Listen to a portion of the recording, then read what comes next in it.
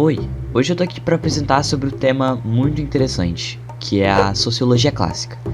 E para começar a explicar, eu vou explicar o que é a sociologia clássica.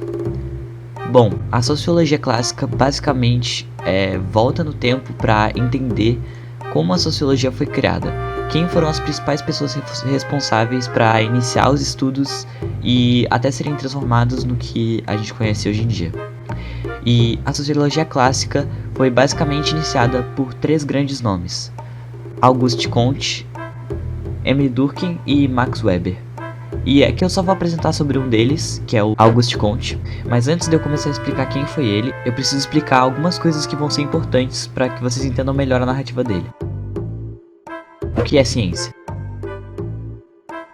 Ciência é basicamente um conhecimento aprofundado de algo, que através de um método científico a gente consegue comprovar coisas. O método científico envolve 6 etapas principais, sendo elas a observação, questionamento, hipóteses, experimentação, análise dos resultados e a conclusão.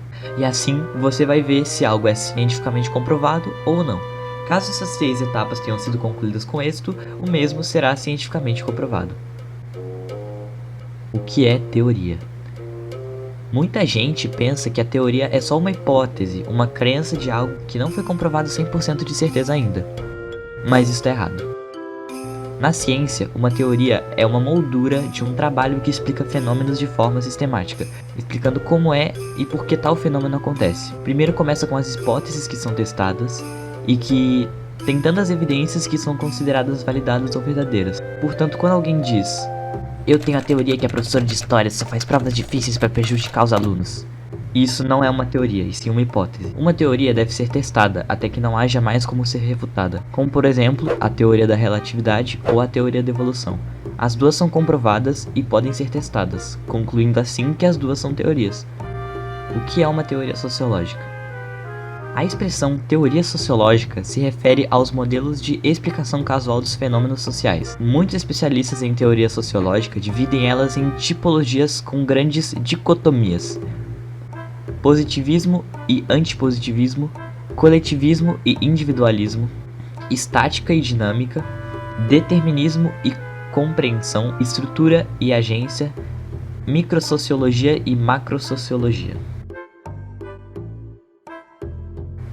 E agora, voltando aqui, eu vou apresentar quem foi Auguste Comte. Auguste Comte é nada mais nada menos considerado como o pai da sociologia. E isso não significa que ele foi o primeiro sociólogo, não. Mas basicamente foi ele quem popularizou a primeira tentativa de criação de uma sociologia. Ele determinou esse estudo naquela época como física social, no século XIX. Auguste Comte nasceu em Montpellier, na França, em 1798 e morreu em Paris, na França, em 1857. Ele foi formado em filosofia e estudou ciências nas universidades de Paris até praticamente toda a vida dele. E ao mesmo tempo ele se tornou um grande estudioso em ciências da natureza. Nessa época, a sociologia ainda não era oficialmente uma área da ciência, o que isso vai mudar daqui a um tempo. E Comte foi quem criou o positivismo. De acordo com Comte, o estudo da sociedade deveria ser tão rigoroso quanto os das ciências naturais, para que aí as ciências sociais se tornasse uma ciência validada em todo mundo, deixando para trás de ser uma ciência que não era validada, baseando-se sempre em experimentação, deixando de lado os conhecimentos religiosos ou de senso comum, criando assim a lei dos 3 estados. A primeira fase é chamada de teologia. Na fase teológica, a pessoa ainda está muito mais voltada para a religião e não a ciência para a construção de todos os seus pensamentos. Normalmente, essa pessoa apela para deuses e entes sobrenaturais para explicar a realidade. A segunda fase é chamada de metafísica.